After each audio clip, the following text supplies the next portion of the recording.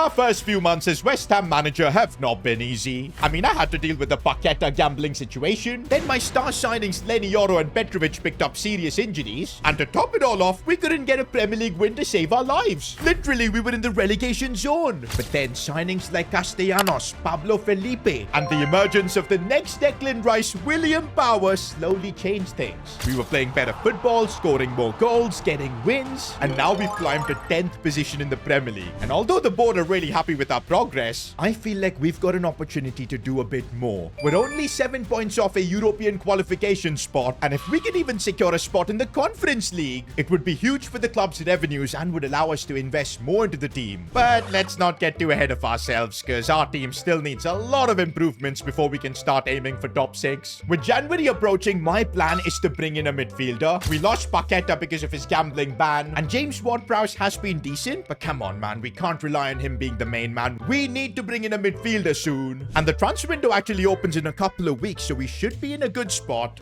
For now, though, we've got ourselves a really difficult game against Man City. But wait a minute, breaking news from Fabrizio Romano. West Ham have concluded the sale of one of our players. Guys, I have no idea about this. Why am I finding this out through Fabrizio and not through the board? And besides that, I've not given approval for any of these players being sold. Bro, if it's someone like Castellanos who's finally getting into great form, or William Power, the next Declan Rice, I'd be really pissed. But looks like we're gonna only find out after this Man City game. I actually can't get it out of my head. Who on earth have the West Ham board decided to sell? Bro, if it's William Power, I'm literally going to go to the press and, of course, cause chaos. But you know what? Right now, we're only speculating. We don't know who it is, so let's just stay calm. Focus on this game against City, because if we win here, it could be huge for the club. And normally, I'd be worried facing against City, but we've been in pretty good form lately, so I am confident as William Power. What a challenge. And by the way, talking about William Power, without a doubt, boys, he is your player of the episode. I think Castellanos was also really good in that last episode, but you guys came through for William Power in the comments. And after this game, hopefully with a win in the bag, we'll be giving him a silver play style.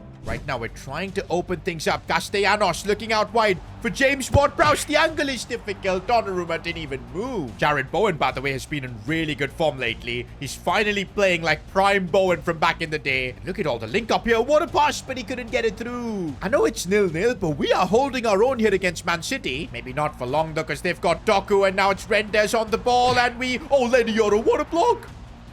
Oh, we took out Haaland there. That was diabolical. In my book, that should be a red card, but we escaped with the yellow. And why is Haaland taking a free kick from literally the halfway line? I don't know. But for some reason, it's actually working as Man City are on the attack here, and I'm struggling to defend. Phil Foden, back for Erling Haaland. It's brilliant play here. And these guys just keep passing.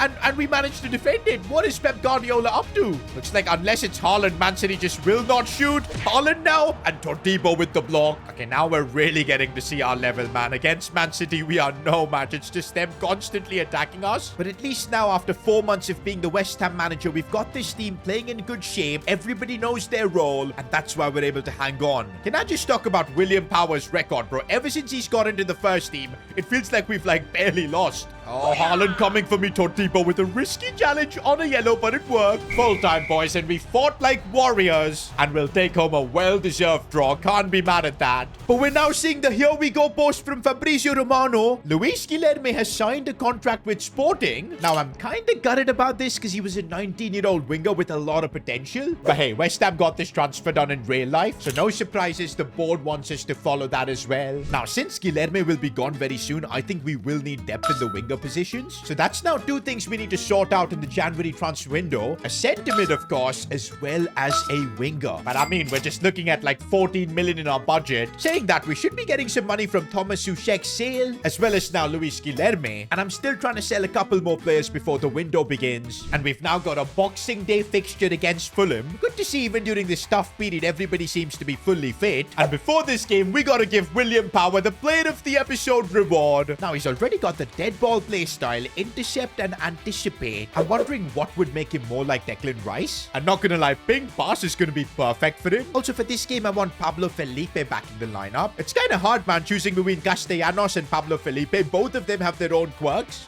I can already feel a bit of tension developing in the future between Felipe and Castellanos. For now, I think we're doing a good job managing both of them. Not gonna lie, for some reason against Fulham, we're really struggling. We've barely kept the ball, and that is where I start noticing the issues in our midfield. Don't get me wrong, William Power is awesome, but he's not really a controller. Nor is Matthias Fernandes. James Ward-Prowse is doing that job, but with his 43 pace, it's really hard for him as well. That is why it's so important that in January we figured out a midfield signing, bro.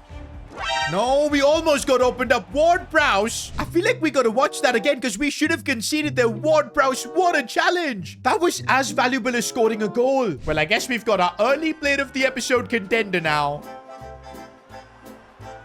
Oh, and Pablo Felipe offside. He's not had a good game. But this is where we've got squad depth. Castellanos coming on. This could be one of the last attacks of this game as Castellanos looks for Bowen. He's trying to get it back inside. Can he get the finish? He can.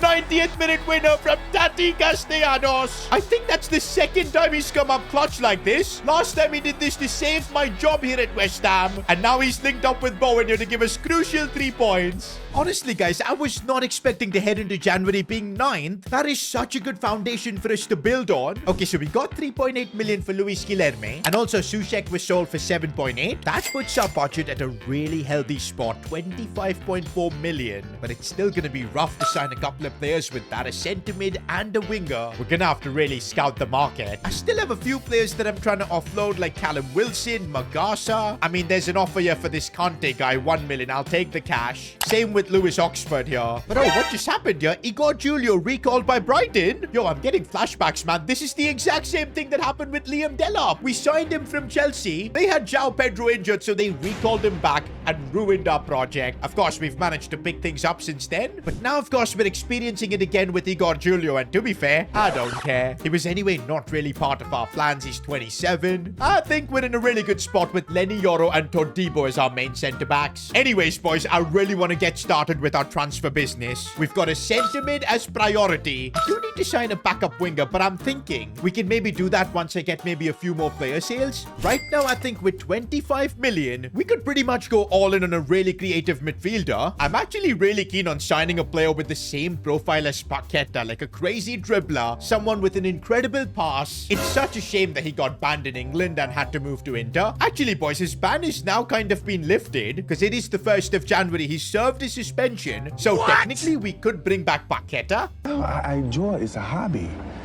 If I had a problem, I'd be starving. I'd be hawking this watch. My championship rings, I would sell my house. I would do this.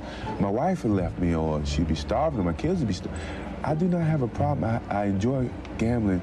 But I'm kind of unsure if that's the play because he's 28. It's better we go for a younger player. Don't forget, we still have the transfer rule. We cannot sign players above an 80 overall. But wait a minute here. We've got an unexpected event. The West Ham board have already completed the transfer of Adama Traore. Wait a minute, man. What on earth is happening with the West Ham board? Behind my back, they sorted out that Luis Guilherme deal, and now they're bringing in Adama Traore. Okay, you know what, boys? This deal isn't half bad. Just 3 million. And with that, we've got one of the fastest players in football. 94 pace, and you know what? He is literally the perfect super sub. I mean, we were anyway in the market for a winger after Luis Guilherme was gone. But yeah, the West Ham board have hooked me up here. And so I guess the transfers that West Ham do in real life, the board is going to make that happen in our series as well. And you know what? I think I just got to praise the board for this transfer because Adama, he's going to offer this team something nobody else will. We've literally got, I think, the fastest player in football. Okay, and maybe Mbappe is a little bit faster, but I think Adama would disagree. It is definitely a debate. Oh, but that does leave us with a reduced budget of 21.9 million to bring in a midfielder, which is still good. My plan is to still be a bit patient, get through more player sales, generate a bit more cash, and then we'll start scouting. Until then, bro, we're playing Wolves, and I do want Adama Traore involved. Let's play him instead of Bowen, just to see how good he can be. And honestly, boys, having that option of just raw pace down the wing, I think it's going to result in quite a few goals, because look at him now, Adama Traore. If he wants, he can just burst past this man. That's what he does. Adama Traore, utilizing that pace, trying to put a ball in. It didn't work this time, but already he helps just pushing back defenses. But yeah, if I'm being serious, Adama is not the kind of signing that's going to elevate our team, really. We're still going to need to find a creator. And right now, though, we've got to focus on defending as we've been opened up and we concede. Now, if we want to be a serious club finishing top 6 in the Prem, we cannot be losing to Wolves. Here's Adama Traore with that pace. Nobody's catching him. He's going to play the ball for Castellanos. That was not a good pass, but this was... And Fernandes with the finish. And if you ever wanted to see the difference between Castellanos and Pablo Felipe, this is it. Castellanos is much more than a goal scorer. Oh, and Castellanos has managed to break through. He's looking for another goal here. Can he get his finish right? Oh, come on. Somerville sees Fernandes making a run. Oh, that's a lovely ball for James Ward-Prowse. Turns and shoots, but misses. Adama Traore on the counter-attack is actually crazy. Castellanos looking for him, and he's broken through just before halftime. Can Adama finish? Of course he can. Debut for West Ham, and he's got himself a goal. Honestly, boys, I want West Ham to make better signings like this in real life, because look at the difference Adama Traore makes to this team. There's nobody in football that can catch him. He goes wherever he wants. Still Adama here, looking for a pass inside, and Somerville with a simple finish. Wait, why is Matheus Fernandes celebrating? Did he steal this goal? Okay, so it was clearly Somerville going for the shot, but then the ball just went through him? Am I seeing things here? Oh my days. The ball went through Matheus Fernandes. What is this game? But you know what? It got us the win against Wolves, and that's what matters. Bro, I'm liking the progress we're making in the Premier League. We've climbed up to 7th now. I think the signing of Adama just gives us something extra on the bench. And if we can just sort out that midfield signing, I think we've got a proper squad here at West Ham. And you know what? I have come up with a short list of players I'm interested in. Remember, we still got the restriction this season. No players above an 80 overall. Now, we've got Joe Bellingham on here, but I feel like the comments are going to be like, this is an S2GR signing, and we've used him enough in our career mode. So Bellingham, we're not signing you this time around. But you know what? Weston McKennie, he's actually an option that really intrigues me. 78 rated sentiment. He's got experience playing for Juve. 27. That isn't too old. I think he's got a bit of room to grow as well. I like the fact that he's got incisive pass play style. He can play those through balls. This is a really good option and affordable as well. But if we want someone with more quality, a different kind of player, Ruben Loftus-Cheek is also there, 80 overall. And you know what? I think Loftus-Cheek would fit really nicely into our system here at West Ham. The only issue is that then we'll have to change Matheus Fernandes' role, because then Loftus-Cheek is going to be the box-to-box midfielder, and we'll have to move Fernandes to playing as a playmaker, a new role that he'll have to learn. But you know what, boys? I think Fernandes is capable of that. Look at his passing and dribbling. Those are his best stats. And there you go. We've just got him the playmaker role as well. I think he can do the job. But probably the most talented option we've got is Aimar Oroz, 24-year-old Spanish midfielder. The problem with him is that I don't think we're going to have enough money to sign him. He's easily the best option here because of his age. He's 79 overall as well, and a bit of Spanish magic in our midfield could be huge. I do want to give it a shot though and see if we can pull this off. He's valued at 21.5 million. What if we offer that exact amount? Maybe a club like Osasuna would be inclined to accept, and no, they want way too much money. We can't afford this. We can like give an extremely low ball counter offer, 21.8 million, but we're not going to be able to go more than that. And well, they're willing to meet at 24, but we're just going to be bankrupt then. I don't want to use all our money like this. It's not the smart play. What if there's an emergency? Unfortunately, we just don't have the facilities to sign a player like Aimar Oroz. Right now, boys, I am leaning towards bringing Loftus-Cheek back to the Premier League. Pace, physicality, he understands the Premier League. I really think this might be the play, and by the looks of it, we could get a solid discount on him. I mean, hypothetically, if we sign him under 15 million, in that case, even if this signing doesn't work out, next season we'd be able to sell him for a profit. Let's try out 14 million then. Okay, they want 17 plus. I am going to try and get this down to 15. Well, the negotiations are going smoothly. I think we can make a deal here. And okay, 15.7. I'm willing to do it. Even wage-wise, I don't think we need to give that much of a bump to Loftus-Cheek. He should accept 50k. Oh, he wants a cheeky signing bonus. We're not giving him that. But you know what? 58k. Let's just lock it in. And there you go, boys. West Ham have just made a solid winter transfer. Ruben Loftus-Cheek. And looks like tactically a lot is going to be changing. Loftus-Cheek is going to be that box-to-box midfielder. Fernandes is going to be the more creative player. We're putting a lot of responsibility on him.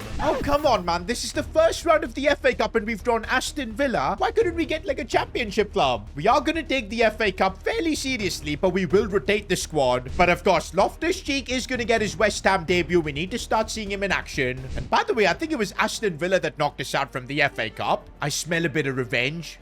No. We almost conceded, man, in the first 10 minutes. And again, Ward-Prowse.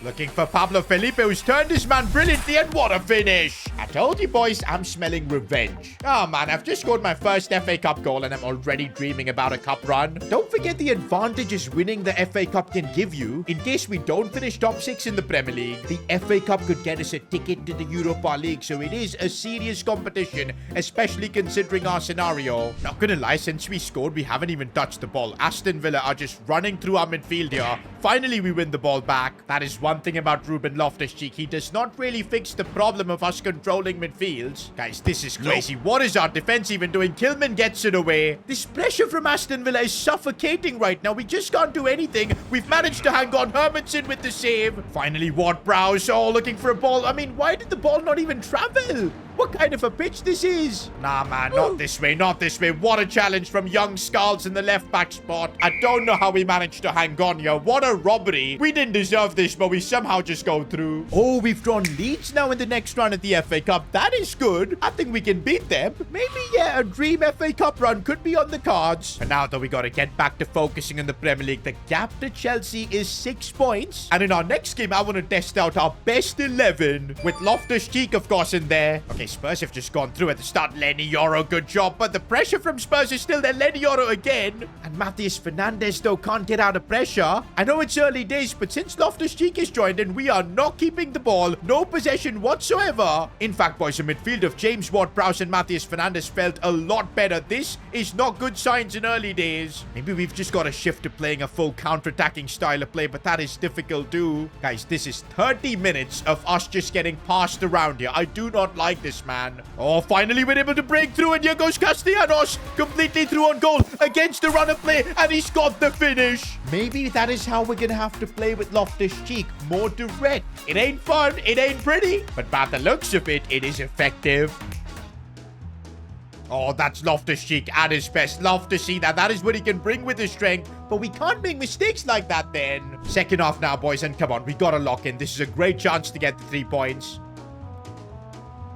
Oh, Jared Bowen, penalty, ref. Wait, it's a free kick? Guys, I think we need VAR. Okay, so over here, Bowen gets the ball, and then he does a crazy fake to get through. And okay, he trips over here outside the box. But it leads towards inside, bro. Like, look at him. He's like facing the other way because of that. Let me know in the comments what you think, boys. Penalty or free kick? Wait a minute, boys. I might have a crazy idea here. I'm sacrificing Matheus Fernandes for James Ward-Prowse. And bro's gonna straight away come on and take this free kick. Bro, I may have just pulled off an insane strategy if I can get the power right and call this in. Ward-Prowse, no! I subbed him on literally for this and he messed up. Okay, but if he puts in a good set-piece delivery, everything will be forgiven and we couldn't attack it. Oh, Jared Bowen does so well. That was crazy. And Bowen with the finish. Nah, bro. Lately, Bowen has been locking in for us 8 goals in the Premier League. And he's doing it against the big teams as well. That dribble past the defender, it was Van de Ven. I think Bowen might be playing a bit too good now, because if he keeps this up, I think the other Premier League Sharks are going to be coming all over him. What did he say? Sharks are gonna be coming all over him. Hey, yo, what the fuck? But you know what, boys? I like having squad depth because now I'm going to bring off Somerville for Traore. And we already brought on Ward-Prowse. That is the level of squad depth we've now managed to achieve in this window itself. And even though I'm playing Traore on the left, he can just run. And that is what we need at this point in the game. Castellanos is going to look for Traore once again. And here goes one of the fastest players on the planet. A good cross for Jared Bowen. I don't know why he took that touch. How do you stop Adama Traore, man? When he runs, he just runs. He's going to try and square this one. That's the thing with having Traore on the left. His left foot is just awful. Full time, boys, and I can't lie. Results like this are making me believe. With Jared Bowen leading this team, I feel like there's no limit. Loftus-Cheek as well. He did have the best of games, but I can definitely feel his impact. Okay, how did we win and drop down a position? I don't get that. But still, boys, we aren't far off from top 6. It's only 5 points. And from the relegation fodder this squad was, to now being a really competitive team, every position has got a quality player, it feels like. William Power there, even though 70 overall, we know how good this kid is. The only thing I'm worried about, we're on transfer deadline day. And I have a really bad feeling that you guys in the comments are gonna cook up something unexpected. But whatever you guys do, I'm gonna be prepared. We are going to get that top 6 with West Ham.